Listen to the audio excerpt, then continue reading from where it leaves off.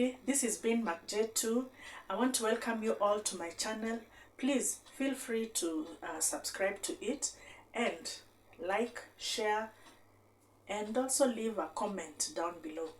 So today's video is about food hygiene. Yes, we are going to talk about food hygiene. So what is food?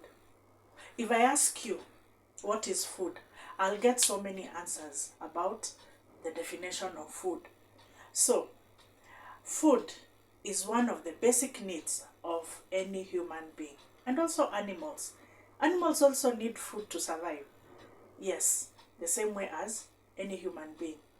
So, we need food to survive, for growth, and also for good health.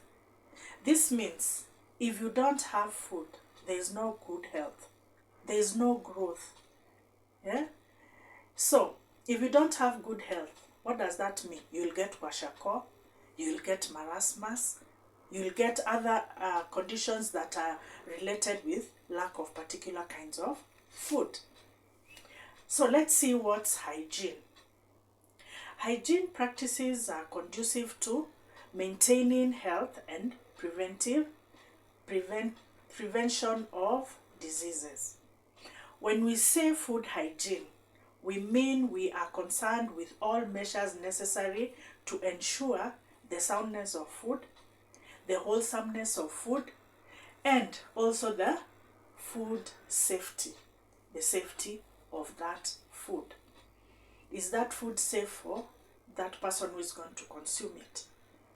Yeah? So, food hygiene entails all the stages, that is in production, in preparation, and even in the distribution of that food. With this, the consumer or the customer is being protected against being offered food that is harmful to their health. Food that is presented in a deceptive way. Yeah, food can be presented in a deceptive way. Of late, you've seen some video going around. Somebody has packed, is it cement in a maize meal packet? They've put some kind of we call it kayapol fruit. They've put it in the jerry can to show that it's cooking oil. Isn't that deceptive? And you'll go there and buy without you knowing. You take it at home. Now when you go and pour it in the cooking pot to cook, now hey, that's when you are seeing things are not what you bought. That's not cooking oil. That's not maize meal flour. Yes, that is what you are saying, deceptive ways. So, food that's not fit for human consumption, and also food that is adulterated. So, when I say adulterated, let me give you an example. Many of our farmers have cows which produce milk, and nowadays people just want money. They don't care about the health of you and you and you, right? So what they do, they either take margarine. Here in Kenya we call it Blue Band.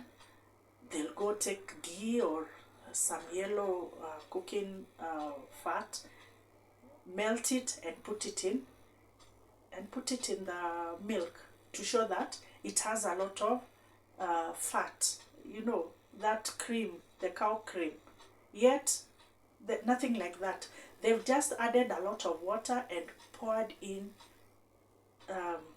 that cooking fat, or the yellow one, the ghee and all that, to show that this is the original one. But when you take it for analysis, you find that it's pure water, right? Now that is what we mean, that food or that milk is adulterated. Okay, so all these are the quality control for all foods that we will consume. The prevention of food losses, be it during the harvest time, be it during the storage time. Those, we normally think there's no food quality control. There is. And during all these times, the prevention of food losses in the harvest time, storage time, during transportation, and when handling that food, all that is taken care of. Okay, the prevention of importation of substandard food, improvement of the nutrition of population, all that is part of the food quality control. And that one is normally checked. If you didn't know, I guess now you know. We have people out there who do food quality control services to ensure that the food that's going to go to the supermarket is fit for human consumption. And these people are the public health officers. We have public health officers who go around and check whether the food that is out there is fit for human consumption. So, you may ask me, what does that public health officer do?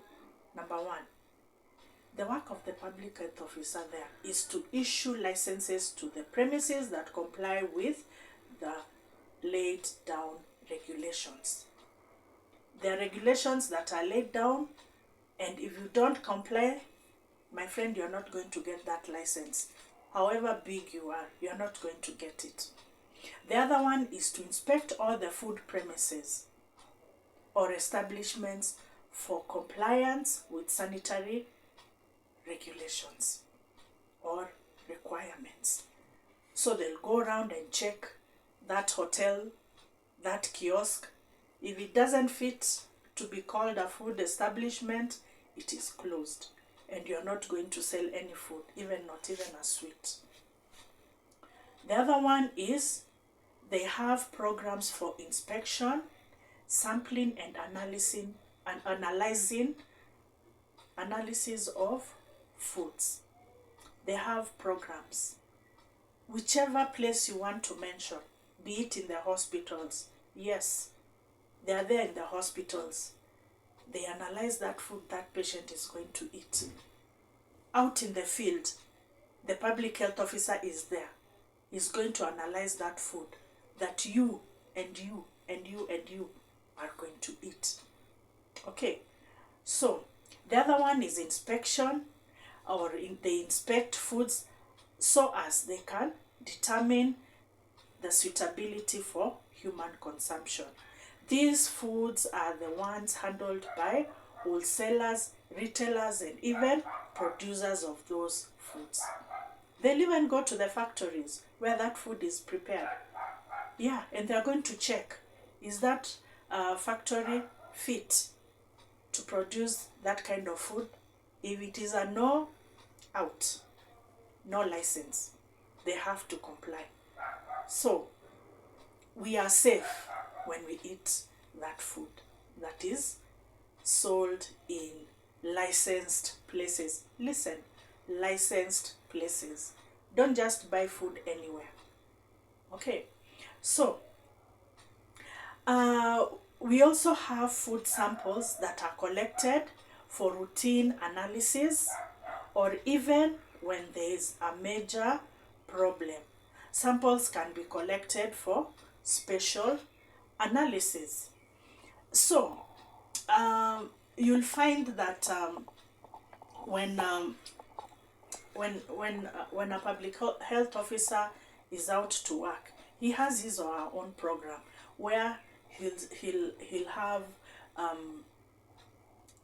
routine analysis for doing food samples and analyzing that food. And when there's a food outbreak, they'll also be there to check on that, whatever has caused that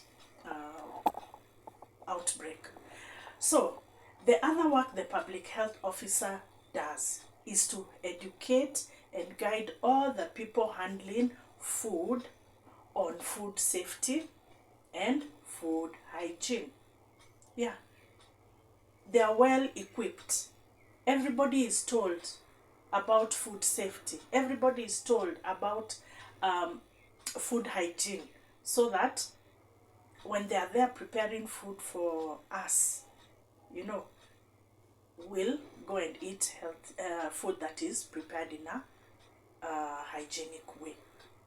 So the PHO will also investigate all the foodborne illness and take all the remedial measures.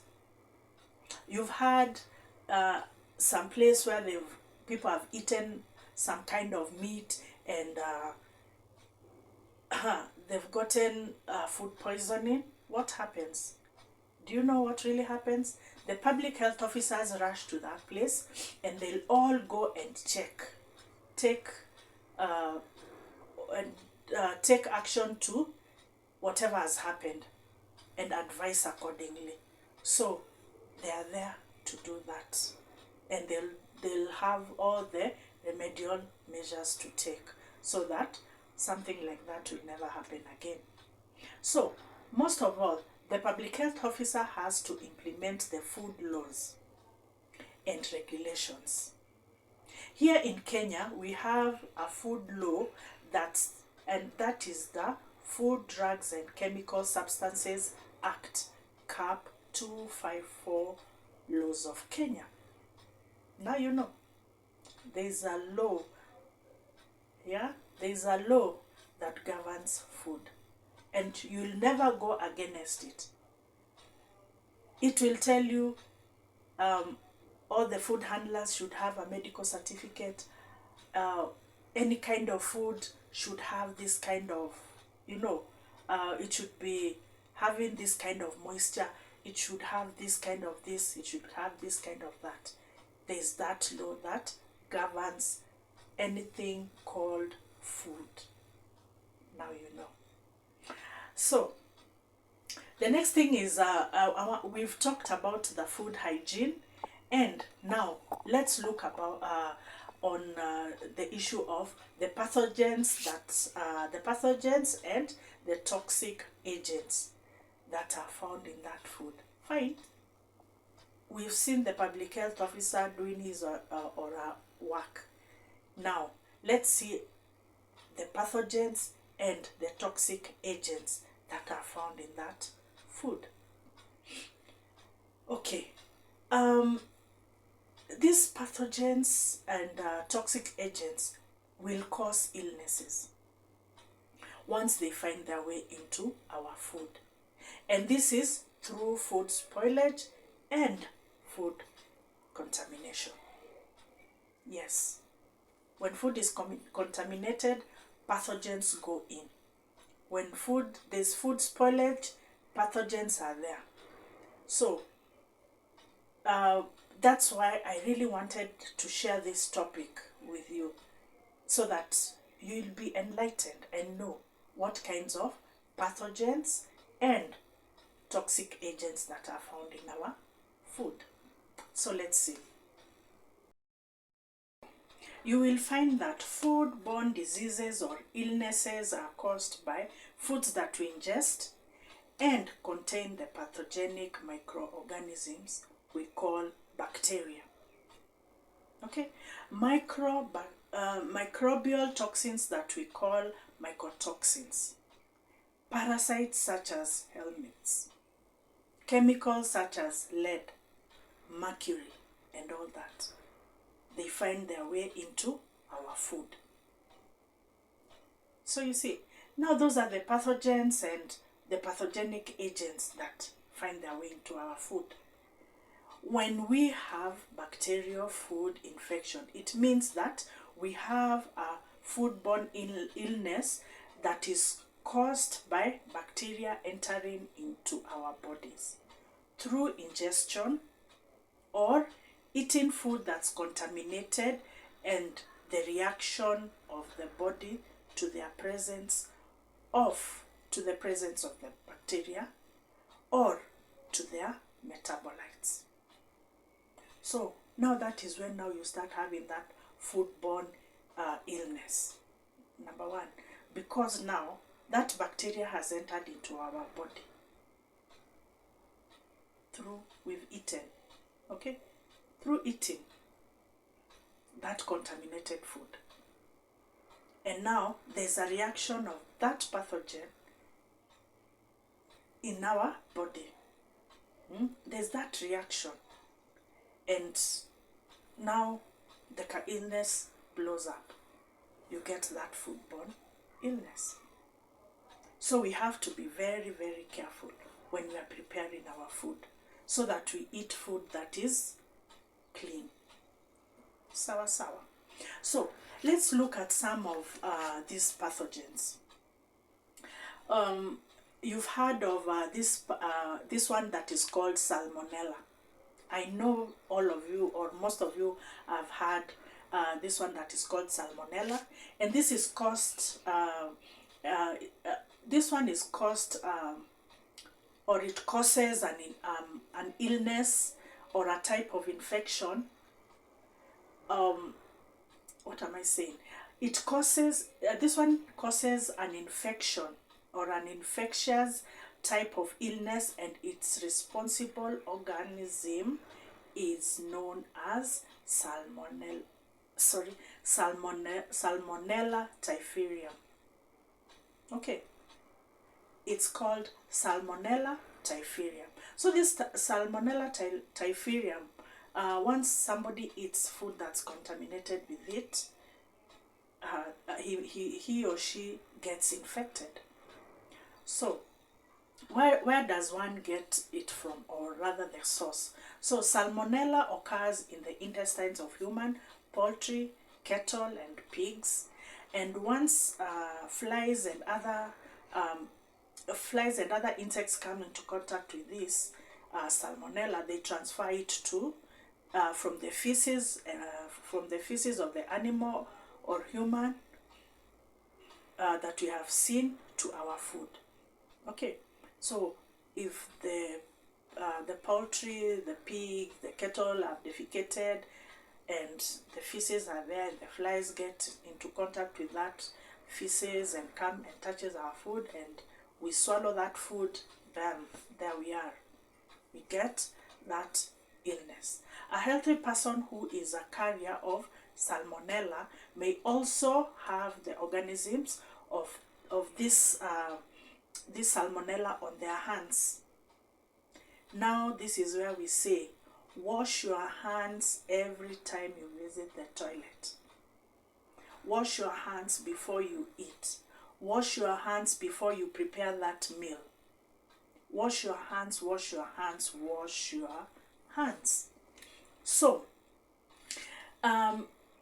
if this person does not wash their hands, goes and prepares food, and like if they're from the toilet and he comes and prepares like the salads that we eat, you won't stay long. Within 3 hours you are there, feeling the impact of that microorganism. Okay, so the time the incubation period, this is the time it takes from the time you eat to the time you develop the symptoms. So a person who has been exposed to these disease-causing organisms will usually take 3 hours, usually 12 to 24 hours. Now that is where your symptoms will start developing. Telling you, you rush to that toilet, 100 meters, diarrhea, bam, abdominal pain, chills, fever, vomiting, dehydration. Now you are diarrheaing and you are vomiting. So what remains in your body? Nothing, no water. So you become so dehydrated. You have headache, you have malaise. You know, malaise is that general feeling of discomfort. You are not, there's that feeling you're comfortable, you're okay. But now here you are. You just tell yourself there's something that is not right with me. Malaise. That gets you. So The food that we normally get this salmonella from: the eggs, the poultry, meat, egg products, dairy products. That is where we get salmonella. So we have to be very careful, very, very careful when we are handling this kind of food products, so that they don't get into our system. The other one is Staphylococcus aureus. Staphylococcus aureus. AUREUS. So this one produces a heat-resistant toxin that causes illness. And the source of this one is in the nose and the throat, my friend. Yeah. And can be transferred from the nose and throat through nose picking. The people who look for gold. You are thinking and the fingers are busy looking for gold there. And droplet infection. Droplet infection, it's if somebody can stand on my side with a magnifying glass, you can see, you know, some droplets from my mouth. Those are droplets. And this one can be spread so fast. Droplet infection. And mostly this is through airborne, and droplet spread through coughing, through sneezing, and talking the way I'm doing. So once I sneeze without covering my nose or mouth, or I cough, everything just goes, and you'll get it if you're near me, or it lands into food, right? So Staphylococcus aureus is also found in wounds, in boils, open sores. Did you know that? Now you know. And that's why MacJ is there for you, to enlighten you about the health issues that are around us. You didn't know whether boils or open sores or wounds have Staphylococcus aureus. They have that. So food handlers can spread this through their cuts or sores on their hands. Food can food can be contaminated through sneezing and coughing. As I've told you, you are talking and you are serving, and somebody is serving. You've transmitted your staphylococcus to that other person through food. Okay, so when we are serving food, listen to me, you food handlers,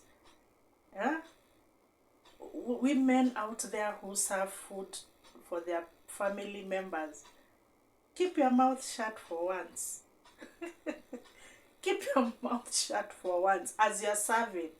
Okay, don't talk as you're serving, because when you talk, we are having that those droplets falling on food, and somebody else will eat that. And if you have staphylococcus, they'll get it from you, from that food. So the incubation period is 2 to 6 months.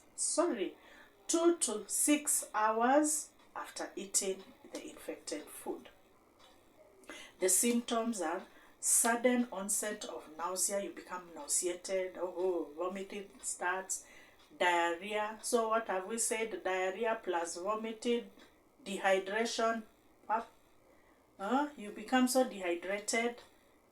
Abdominal cramps. You start sweating. You become so weak, because now you vomited, you've diarrhea, there's nothing in your tummy, you are so weak. Those are the symptoms. And the foods that are associated or involved are cooked ham, meat products, milk, cheese, and cream-filled pastries. Okay, so I've given you at least something to think about.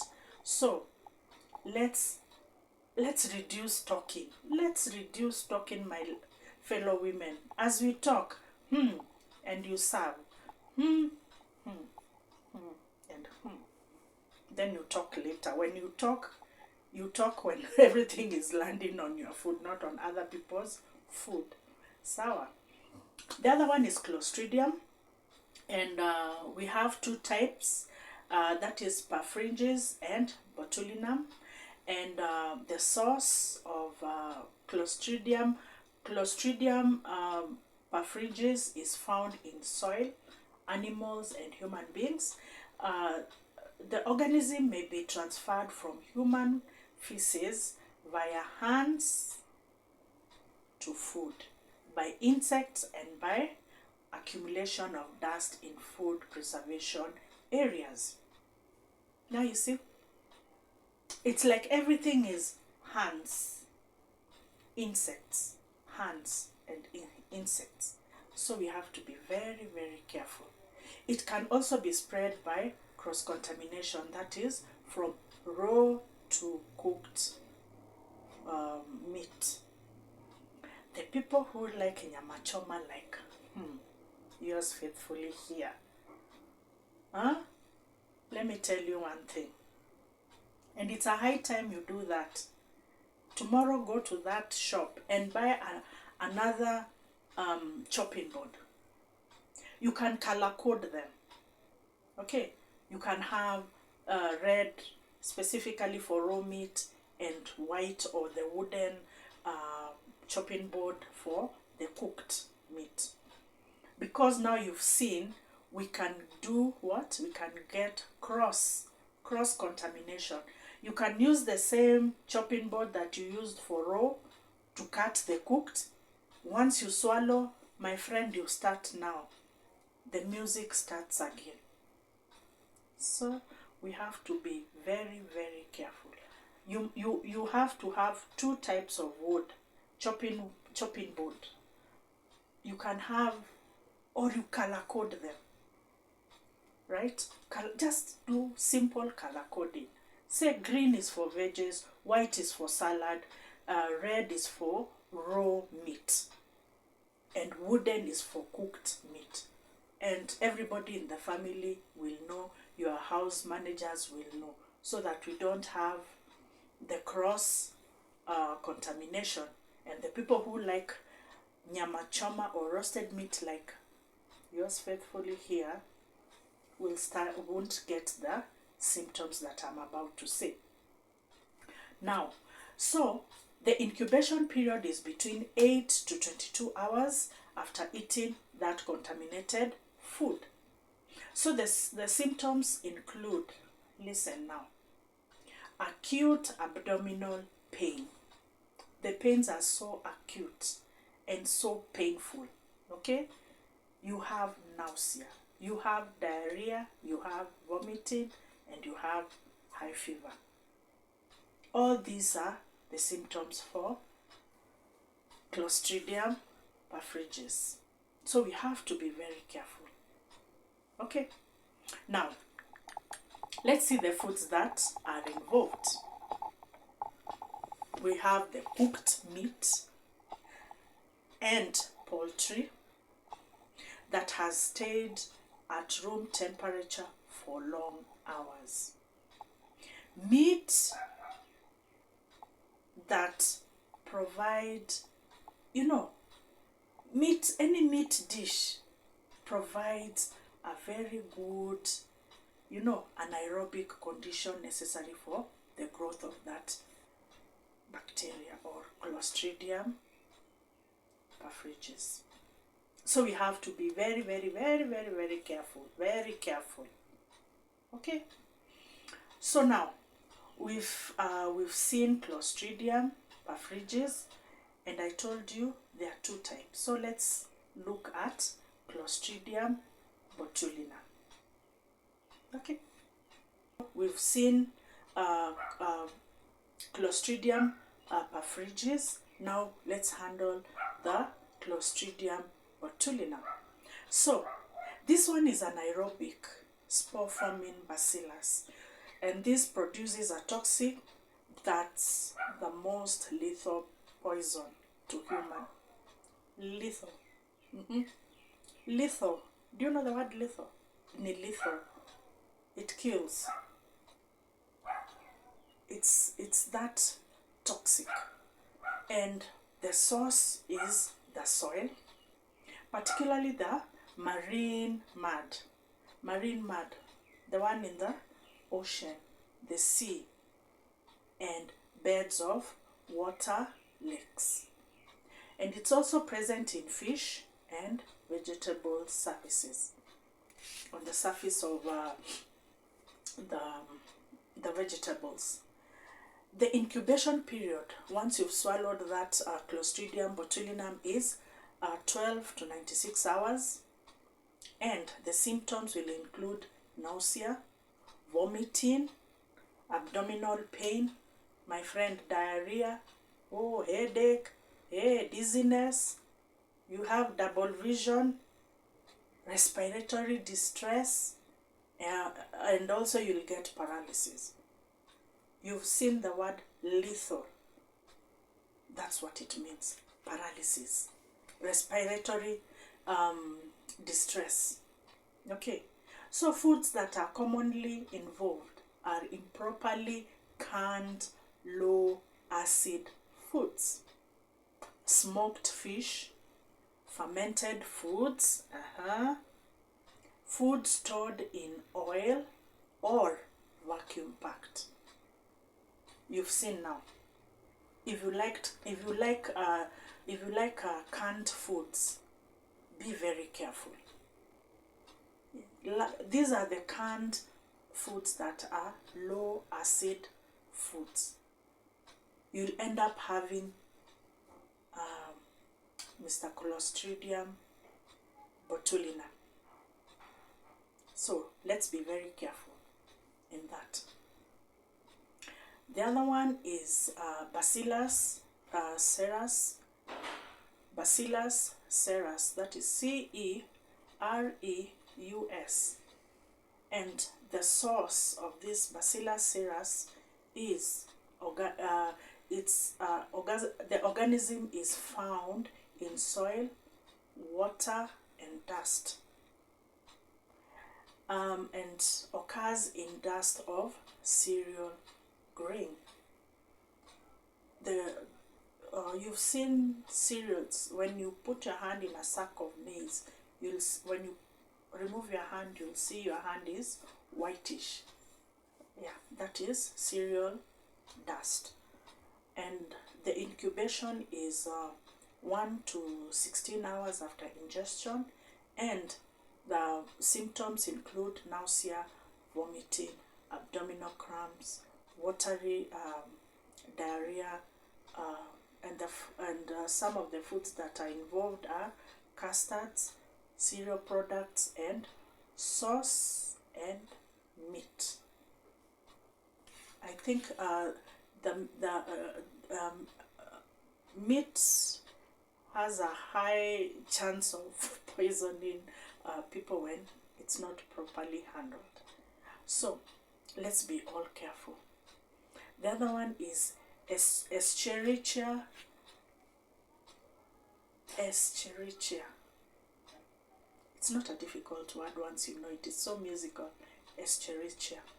So this one is it's a normal inhabitant of the intestines of all animals and human beings, and you'll find that there is this stereotype of Escherichia coli, that is the E. coli. It's you've heard of it, the E. coli, and these are pathogenic in humans, and this one is responsible for the so-called traveler's diarrhea. And the source of this is human and animal intestines, and the incubation period is 18 to 48 hours after eating that contaminated food. Symptoms include pain, diarrhea, vomiting, and fever, And the foods that are involved include milk prepared, milk and prepared foods contaminated during handling.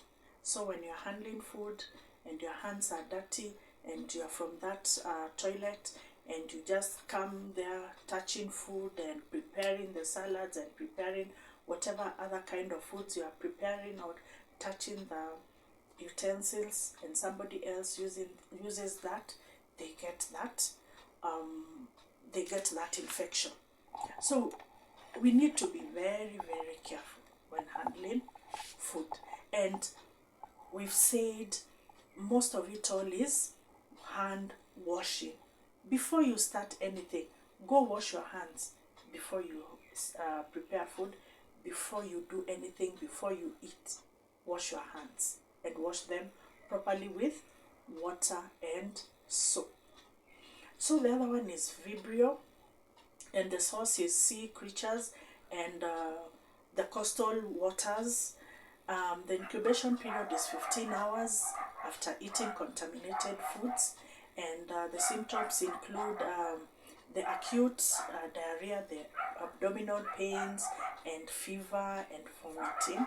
So foods that are involved in getting that Vibrio is the fish, the prawns, the crabs, and other shellfish. Shellfish. Okay, yeah, now once you eat those and they're not properly cooked, you'll get the Vibrio. Other microagents are Salmonella typhi that causes the typhoid fever, the Vibrio cholerae that causes the famous cholera, Shigella, that is very contagious, and changing diapers and not washing hands leads to that. Shigella. So when you're changing your baby and you just go straight to eating that delicious pizza or whatever food you're going to eat without washing those hands, remember Shigella. Okay, so we have the Campylobacter jejuni and the Yersinia enterocoli. Right? We have those ones. So, and they're all just they're all boiling down to food that is not properly cooked, food that is not properly handled. We get all that. So the other ones are the protozoal agents, and when I say protozoal agents, these are the single-celled animals and are transmitted through contaminated food and water. For example, we have the Toxoplasma gondii, Entamoeba histolytica, and the Gandia lambia. So, you see now, we have so many things that we get through mishandling our food. So the other one is the helminths, and these are the worms that live one stage of their life in human beings' body. The adult stage may be found in muscles of the stomach. So a person gets the infection as a result of eating the food that's not properly cooked. For example, you can get the Trichinella spiralis through improperly cooked pork and pork products. Trichinella saginata, improperly cooked food, that is the beef. You start getting those tapeworms. We have the Diphyllobotrium latum, that is the fish tapeworm. Even fish have tapeworm. You didn't know that. Yeah, the fish have tapeworm, my friend. So you there, don't prepare that fish properly. And when you start having those fish tapeworms, please stay away and don't say I didn't tell you. Okay? Don't say that, because I've told you. yeah, in broad daylight. We have the Echinococcus granulosus, that is the dog tapeworm. The dog tapeworm. So, continue kissing that dog. Continue touching that dog. And you will tell me tomorrow what will happen. The other one, we have the viral agents. That is the hepatitis A virus that is spread through the fecal oral route. That is human to human, especially in condition of poor sanitation. And by the way, did you know polio is also transmitted through fecal oral route? Now you know. So we have to be very careful. Hand washing, my friend. Wash that hand. Even if you are hungry, look at that food and wash your hands. Not very fast. You know, there's a time in our office, I went to the toilet and I saw one of these young girls washing their hands. You won't believe. She went, even she didn't touch the soap. Opened the tap and just washed this part. Now she's washed her hands. The tips of her fingers. And I asked her, surely, what are you doing? She just laughed and walked away. Even at least she could have just taken some soap and washed, but nothing doing. She just walked away laughing. So you can just imagine now what kind of a person that one is if she's the one to prepare your meal. You're going to get all the worms or all the type of pathogens that I've talked about. So the other thing is about the poisonous plants. Many plants do accumulate biologically active organic chemicals in their tissue. High concentration of these can be found in their roots, their bark, leaves, flowers, and even fruits, and even their seeds. Poisoning occurs when these plants are eaten. For example, if an example of such poisons are solanine in potatoes. By the way, I've done a video about solanine in potatoes. Just go and check. I've entitled it Solanine, Do You Love Chips, Yam, Cassava, etc. Just check on it. I have talked on solanine poisoning, and you'll get to know what brings solanine poisoning. So there's the hydrocyanine in cassava, oxalic acid in rhubarb leaves, and goiter-inducing substances in turnips. Yeah, so these are some of the poisonous plants. I think you've heard in the news or even in the villages, people have eaten cassava, people have eaten some kind of plants, and they were all rushed in hospital because they developed some kind of food poisoning. Yeah, that is the poisoning I'm talking about. The poisoned plants, the poisoning plants. So check about solanine poisoning. I've talked about it in length, and you'll get to know what is solanine poisoning. Okay, right. So okay, now we've talked about poisoning in plants. So let's look at poisonous chemicals. Yeah. In the beginning, you heard me talk about lead, mercury. Yeah, that is found in our foods. And these poisonous chemicals, they cause irritation of the skin, vomiting, and they also cause irritation of the throat, corrosion of the upper respiratory tract, you know, the upper respiratory tract, abdominal pains, and diarrhea, and even death.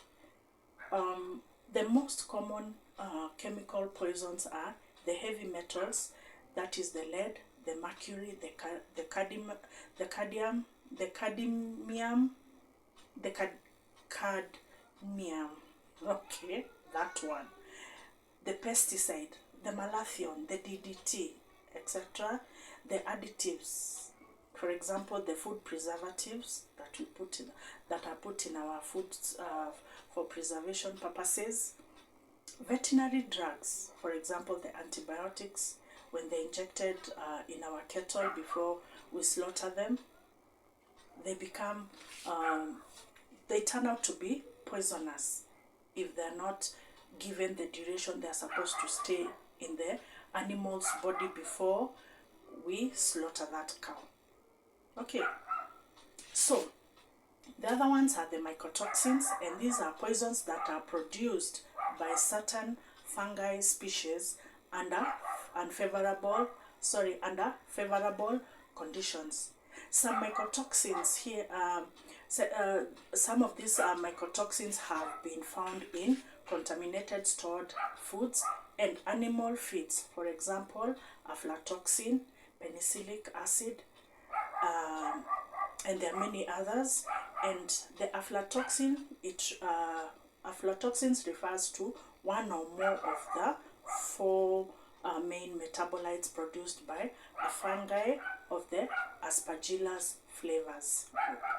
That is the B1, B2, G1, and G2. So, B for blue and G is for green. And this is according to the color of the fluorescence in the UV light.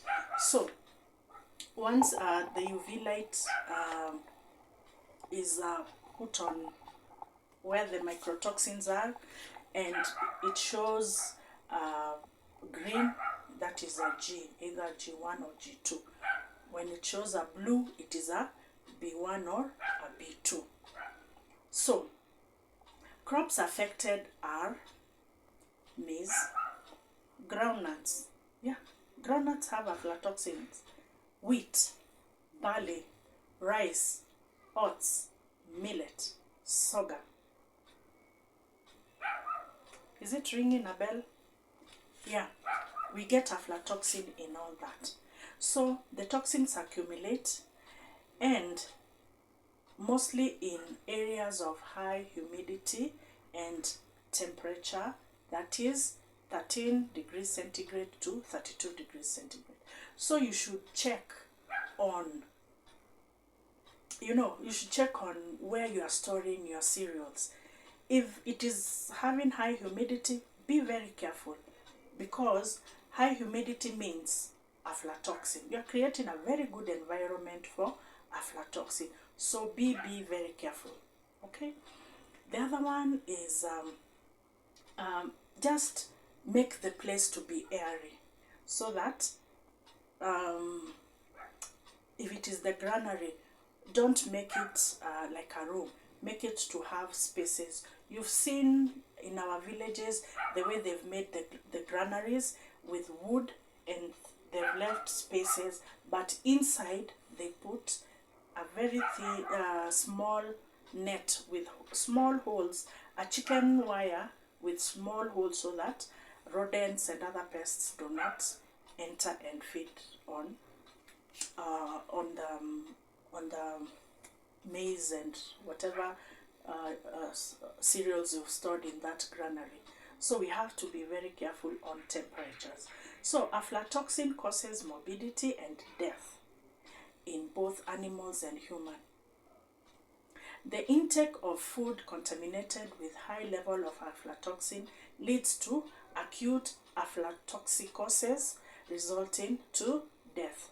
Studies have shown a correlation of liver cancer and the levels of aflatoxin in food samples. So, let me tell you something now here. You might be having cows, and you've given them that meal. There's that, how will I call it? The animal feeds that are in we call them unga form. Unga is okay, unga. Once I get the meaning of unga, I'll say it. But kind of okay, let me call it unga form. And once that animal eats that food, you know, that animal feed that is contaminated with aflatoxin, and now you are there going to milk that cow, my friend, you are not exempted. You are in with aflatoxicosis, because digestion will take place, and what will happen, it will go to the system, and the cow will be there producing milk, 20 gallons of milk. Huh? And you're there, buy for me milk, I want to take a cup of milk. And you're there, boom, boom, boom, boom, boom, taking that glass of milk. You've already consumed that aflatoxin, and you're there dying of aflatoxicosis, okay, or liver cancer. So let's be very careful with the animal feeds we give. Where we store our animal feeds, it should be a place where it's also airy, right? So last but not least, let's see the radiological contaminants. Foods can also be contaminated with radioactive fallout from testing of nuclear weapons and radionuclear reactor accidents. And we consume that food, and there we are with cancer. And there we are, death occurring. And people wondering what has happened. It's because of the radiological contaminants. So I think I've enlightened you so much about food hygiene, food safety. Okay, so let's be very, very careful. It now lies with you. Are you washing your hands before cooking that food? Are you washing your hands before serving that food? Are you washing your hands before preparing that food? Are you washing your utensils well? Are you separating your utensils for raw and cooked? Let's be very careful, because now I've enlightened you, and now you know. And please, since I've enlightened you, please share this video with every other person out there. Like and leave a comment down at the comment section, so that I can know that you've enjoyed the video. So share it with somebody else out there so that they can know about food hygiene, and I'll be happy about it. And please share and subscribe to my videos. Thank you so much for joining me, and thank you so much for listening to me. And all I want you to remember is good health for all. Ciao.